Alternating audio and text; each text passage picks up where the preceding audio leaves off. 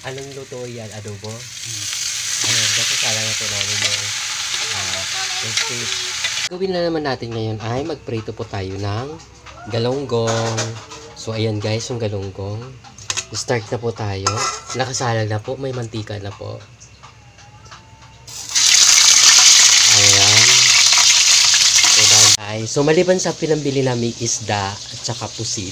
So, ito rin po yung nabili namin dun sa palengke ng Central Market. So, ito ay, sa isang tali na ito ay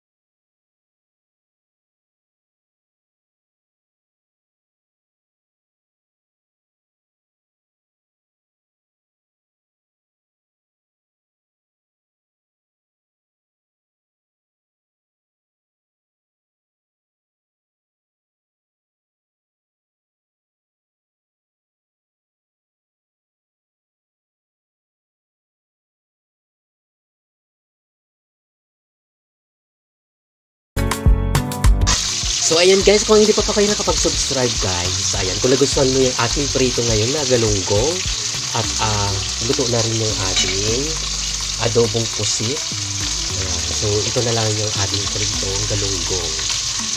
Ayan, mag-comment na po kayo sa comment section guys. Ayan, tapos yung galunggong binili namin, kalahating kilo 100. So, ilang piraso lang siya? 1, 2, 3, 4, 5. Ito pa yung hilaw. 5, 6, 7, 8, 9, 10. O, 10 piraso guys. 100 kalahating kilo.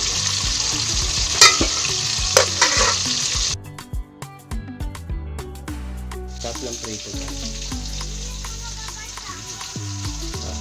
Ayan. Tapos meron kaming lakatan na saging. Ayun yung nabili namin doon. Ayan. May gulay na kami. May prutas na. Tapos may isda na rin. So, kailangan po yan sa ating katawan.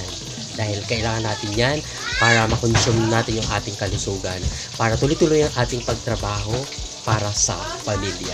So, ayan guys, maraming salamat guys. Kung hindi ka pa po nakapag-subscribe sa aking channel, mag-subscribe ka na at pinutin na rin guys ang bell button para lagi ka updated sa mga bago kong video. By the way guys, my name is Renan Chanda, yung katambayan. Bye! See you the next video guys. Abangan nyo po yung next upload ko na video. Thank you so much.